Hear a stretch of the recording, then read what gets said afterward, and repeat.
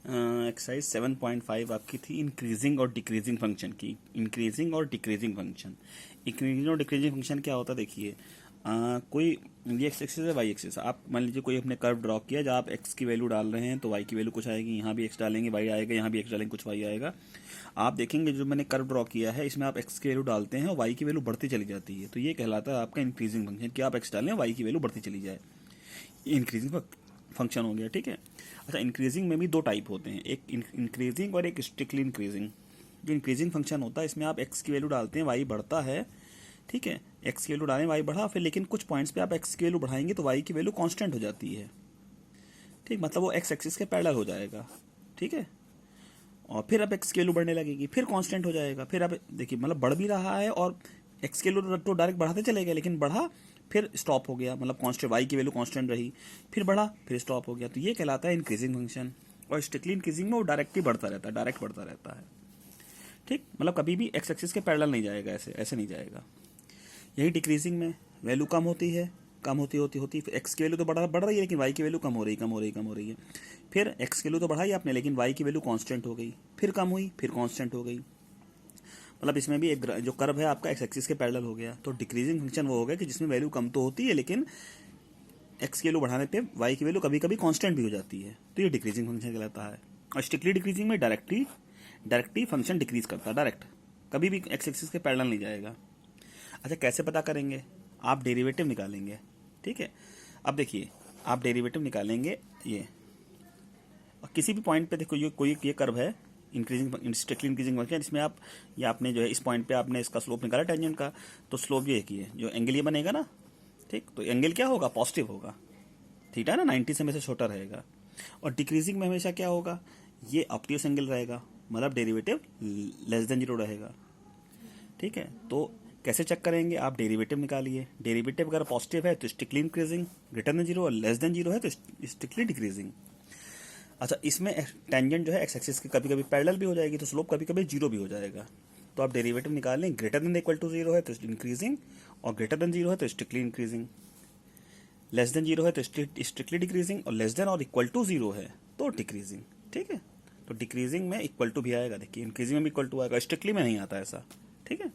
अब सवाल करते हैं, देखिए सवाल क्या है। पहला सवाल है हमारा कि दिखाना है कि भैया स्ट्रिक्टली इंक्रीजिंग फंक्शन है, तो डेरिवेटिव निकालो, 3 आ गया जो कि जीरो से बड़ा है तो स्ट्रिक्टली इंक्रीजिंग फंक्शन। वैसे इसका सेकंड पार्ट आपने डेरिवेटिव निकाला, 7 आ गया जो कि ग्रेटर देन जीरो है तो स्ट्रिक्टली इंक्रीजिंग, ठीक। वैसे ही आपने सेकंड का फर्स्ट ये है, आपने इसका डेरिवेटिव निकाला, कितना आया? -7 which is less than zero, negative है तो strictly decreasing on R real numbers के लिए, ठीक है। अब इसका सेकंड पार्ट देखेंगे, ये है सेकंड पार्ट।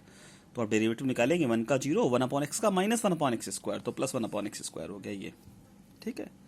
डेरिवेटिव निकाल लिया। अब ये क्या देखिए, x² तो हमेशा पॉजिटिव रहेगा, ये वैल्यू कभी जीरो भी नहीं बनेगी, ध्यान रखिएगा, ये वैल्यू कभी जीरो भी नहीं बनेगी, मतलब x² हमेशा पॉजिटिव रहेगा, मतलब f' हमेशा ग्रेटर देन जीरो रहेगा, तो इट इज़ स्ट्रिक्टली इंक्रीजिंग, ठीक, ऑन आर। तो ये भी स्ट्रिक्टली इंक्रीजिंग हो गया, ठीक है। अब इसका आप देखिए थर्ड में दिखाना है स्ट्रिक्टली डिक्रीजिंग, तो डेरिवेटिव निकालिए, -1/x², ये तो पॉजिटिव है लेकिन बाहर माइनस लगा तो हमेशा लेस देन जीरो रहेगा, इक्वल टू जीरो भी नहीं बनेगा, ध्यान रखिएगा कभी, तो स्ट्रिक्टली डिक्रीजिंग हो जाएगा। स्ट्रिक्टली के लिए क्या होना चाहिए? लेस देन जीरो, ठीक। और डिक्रीजिंग के लिए इक्वल टू भी आना चाहिए, तो इक्वल टू तो कभी होगा नहीं है, ये कभी जीरो बराबर नहीं होगा, ठीक है। इसका सेकंड पार्ट देखिए, ये है आपको दिखाना है स्ट्रिक्टली इंक्रीजिंग फंक्शन, तो x का 1 आ गया, 1/x का ये -1/x², तो ये आ गया डेरिवेटिव। ये वैल्यू हमेशा क्या रहेगी? जीरो से बड़ी रहेगी, तो ये स्ट्रिक्टली इंक्रीजिंग फंक्शन हो गया, देखिए हमेशा ही बड़ी रहेगी। अब फोर्थ का फर्स्ट देखेंगे, फोर्थ का फर्स्ट f(x) बराबर दिया है e⁻²x, ये आपने इसका डेरिवेटिव निकाला, ये आ गया। अब इसे नीचे ले आए। अब ये कैसे बताएं कि वैल्यू जो है इसमें, इसको हमें स्ट्रिक्टली डिक्रीजिंग दिखाना है। अब ये कैसे बताएं कि लेस देन जीरो है? तो आप ये जान लें कि e की वैल्यू होती है 2.718, तो e की पावर कुछ भी होगी, e की पावर 2 होगी, 3 होगी, ये वैल्यू हमेशा पॉजिटिव रहेगी। नेगेटिव भी होगी, मान लीजिए -2 भी हुई तो 1 करके लिख दीजिए, नेगेटिव सही ना हो जाएगी ये। एक्स की पावर नेगेटिव ही डालेंगे, यहाँ जो ए एक्स होता है ना, एक्स, ये एक्स जो वैल्यू है माइनस की भी, अब ई की पावर चाहे प्लस पे डालें चाहे माइनस, वैल्यू हमेशा पॉजिटिव रहेगी, देखिए, क्योंकि माइनस में होगी तो 1 हो जाएगी, तो मतलब ई एक्स तो हमेशा पॉजिटिव रहेगा, e2x चाहे एक्स कुछ भी डालो। तो ये वैल्यू हमेशा क्या हो जाएगी, ये जो डेरिवेटिव निकला ये हमेशा लेस देन जीरो हो जाएगा, therefore it is strictly decreasing. ठीक है, अब आप देखिए फोर्थ का सेकंड, 5 की पावर x लिखा है, तो 5 की पावर x का डेरिवेटिव निकाला 5 की पावर x इंटू लॉग 5। अब 5 की पावर x चाहे 1 डालो 2 डालो चाहे -1 चाहे -2 कुछ भी डालो, चाहे पॉजिटिव चाहे नेगेटिव, डेरिवेटिव ये हमेशा पूरा ग्रेटर देन जीरो रहेगा। माइनस में भी डालोगे तो क्या हो जाएगा, 5 की पावर -2 1/25। ठीक है, पॉजिटिव ही तो रहा, तो डेरिवेटिव हमेशा पॉजिटिव रहेगा, therefore it is strictly increasing. अब फोर्थ का थर्ड लॉग x लिखा है, तो लॉग x का ध्यान रखिएगा, x हमेशा ग्रेटर देन जीरो लेते हैं। ठीक है, तो डेरिवेटिव निकाला 1/x। ठीक, अब x चूंकि जीरो से बड़ा है तो ये वैल्यू भी हमेशा जीरो से बड़ी ही रहेगी, therefore it is strictly increasing function. ठीक, अब हमारा फिफ्थ क्वेश्चन देखिए, फिफ्थ लिखा है fx बराबर ये, आप डेरिवेटिव निकालिए x का 1 माइनस लग गया, कॉस का माइनस साइन आ गया, ये आ गया। अब ये वैल्यू बताएं क्या रहेगी, पॉजिटिव या नेगेटिव, कैसे बताएं। ठीक है, उसी से तो डिसाइड होगा कि ये इसे डिक्रीजिंग शायद शो करना था फंक्शन। तो देखिए साइन एक्स की रेंज -1 से ये -1 से 1, माइनस से इंटू करा दिया, माइनस यहाँ लगा दिया, माइनस यहाँ साइन, ये साइन चेंज कर दिए, फिर -1 जोड़ दिया, इसमें भी -1 जोड़ेंगे, इसमें भी -1 जोड़ेंगे, यही तो एफ डैश बन गया। तो इसकी वैल्यू आई -2 से 0, यानी एफ डैश क्या होगा, लेस देन और इक्वल टू 0, इक्वल टू भी आया देखिए, तो ये स्ट्रिक्टली डिक्रीजिंग नहीं होगा, डिक्रीजिंग फंक्शन होगा। ठीक है, ये अब अगला सवाल देखते हैं, क्वेश्चन नंबर 6। क्वेश्चन नंबर 6 में पूछा है कि x के की क्या वैल्यू होनी चाहिए कि डिक्रीजिंग फंक्शन हो, तो इसका डेरिवेटिव निकाल लिया, डेरिवेटिव। अब x स्क्वायर तो हमेशा आप जानते हैं पॉजिटिव रहेगा, तो इसके डिक्रीजिंग होने के लिए ये क्या होना चाहिए, f dash less than equal to 0 होना चाहिए। ठीक है, चूंकि x स्क्वायर तो हमेशा पॉजिटिव रहेगा, यानी k की वैल्यू क्या होनी चाहिए, लेस देन 0। अब इसमें थोड़ा सा ये था ना कि जैसे ये k की वैल्यू इक्वल टू 0 क्यों नहीं हो सकती। ठीक है, तो इस वजह से ना, क्योंकि उन्होंने इस तरीके से फिगर बनाया है कि मान लीजिए के की वैल्यू जैसे निगेटिव, ये चूंकि डिक्रीजिंग फंक्शन है तो डिक्रीजिंग फंक्शन ऐसे ही ड्रॉ होगा ये।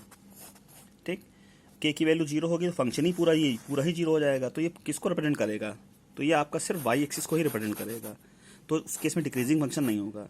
ठीक, हालांकि ये पैराबोला है, प्लस में होगी तो फंक्शन ऐसे बन जाएगा, माइनस में होगी तो फंक्शन ऐसे ये ऐसे ड्रॉ होगा। ठीक, तो चूंकि डिक्रीजिंग है तो इसलिए इन्होंने ऐसे ही ड्रॉ किया है, इसलिए के की वैल्यू लेस देन 0 ली है इन्होंने।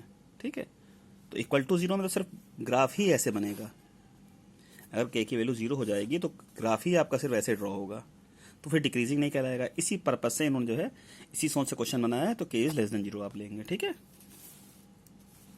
अब 7th का फर्स्ट देखें, 7th के फर्स्ट में दिखाना है कि स्ट्रिक्टली डिक्रीजिंग है, और ये सवाल दिया है और कहा ए लेस देन 0 है, तो डेरिवेटिव निकाला, ए आ गया, ए लेस देन 0 है तो स्ट्रिक्टली डिक्रीजिंग हो गया। अब ये 7th का सेकंड में ये सवाल लिखा है, ये ग्रेटेस्ट इंटीजर फंक्शन है। अब इसमें कहा एक्स की वैल्यू 0 से 1 तक लेंगे, 1 इंक्लूड नहीं है, 0 से 1 तक 1 इंक्लूड नहीं है, तो जो ग्रेटेस्ट इंटीजर फंक्शन होता है ये लेस देन और इक्वल टू एक्स के बराबर होता है। मतलब इसमें जो भी वैल्यू डालो या तो बराबर का आंसर देगा या कम वाला देगा, लेकिन आंसर इंटीजर में देगा हमेशा। 2.33 डालोगे 2 देगा, 3 डालोगे 3 देगा, बराबर का आंसर तभी देगा जब एक खुद एक इंटीजर होगा, अदरवाइज कम वाला ही इंटीजर देता है। तो अब जैसे 0 से लेके 1 तक, मतलब 1 नहीं डालना है, 0.99 तक की वैल्यू डालोगे तो हमेशा आंसर ये 0 ही देगा, कम वाला इंटीजर। 0 से लेके 0.99 तक की वैल्यूज डालोगे, 1 नहीं डालना बस, तो ये वैल्यू 0 ही देगा। तो फंक्शन हमारा सिर्फ बनेगा एफ एक्स बराबर -x, एक्स की इन वैल्यूज़ के लिए एफ एक्स बराबर यही फंक्शन बनेगा हमारा। इसका डेरिवेटिव निकालिए -1, लेस देन 0 है तो स्ट्रिक्टली डिक्रीजिंग हो गया। ठीक है, हमारा नेक्स्ट क्वेश्चन देखेंगे, क्वेश्चन नंबर 8। क्वेश्चन नंबर 8 में दिखाना था कि ये स्ट्रिक्टली इंक्रीजिंग है, तो सबसे पहले आपने इसका डेरिवेटिव निकाला। डेरिवेटिव निकालने के बाद कैसे दिखाएं, तो 4 को तोड़ लिया 3 + 1 में, 3 + 1 में, इसमें 3 कॉमन ले लिया, 3 कॉमन ले लिया, क्या बना 3x - 1 का होल स्क्वायर +1, ये आया डेरिवेटिव। अब किसी का होल स्क्वायर पॉजिटिव रहता है हमेशा, या तो 0 हो जाएगा, 0 से बड़ा रहेगा, 0 भी हो जाएगा भाई, 1 डालोगे 0 हो जाएगा, 3 से इंटू कर दो कोई फर्क नहीं पड़ा, 1 ऐड कर दो, 1 इधर ऐड हुआ 1 इधर ऐड हुआ, तो यही आपका डेरिवेटिव बन गया। देखिए, तो डेरिवेटिव की वैल्यू हमेशा क्या रहेगी, 1 या 1 से ज़्यादा, 0 भी नहीं रहेगी, ध्यान रखिएगा, 0 तो इसमें रहेगी 1 डालोगे तो, क्योंकि +1 ऐड कर देंगे तो इसकी +1 कर देंगे तो इसकी वैल्यू हमेशा 1 से बड़ी रहेगी। तो डेरिवेटिव क्या है, हमेशा ग्रेटर देन 0, तो स्ट्रिक्टली इंक्रीजिंग हो गया। अगला सवाल ये है, इसका डेरिवेटिव निकाला, 3 कॉमन लिया, x - 1 का होल स्क्वायर हो गया।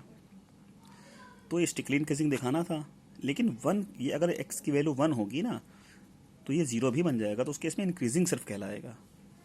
तो स्ट्रिक्टली इंक्रीजिंग के लिए इसमें जो है एक्स की वैल्यूज रियल नंबर एक्सेप्ट 1 को छोड़ के आपको मेंशन करना होगा कि एक्स की वैल्यू 1 नहीं लेंगे हम, तभी ये स्ट्रिक्टली इंक्रीजिंग होगा, क्योंकि 1 सारे रियल नंबर के लिए, फिर ये इंक्रीजिंग फंक्शन कहलाएगा आपका।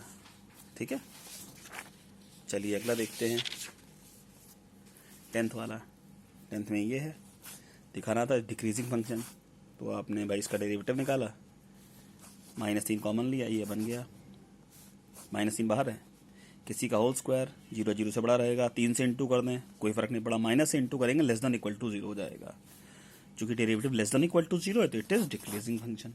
डिक्रीजिंग लगाया स्ट्रिक्टली नहीं, क्योंकि इक्वल टू भी आ गया। ठीक है, अब 11th वाला, इसे दिखाना था इंक्रीजिंग फंक्शन, तो इसका आपने डेरिवेटिव निकाला, ये डेरिवेटिव ये आ गया।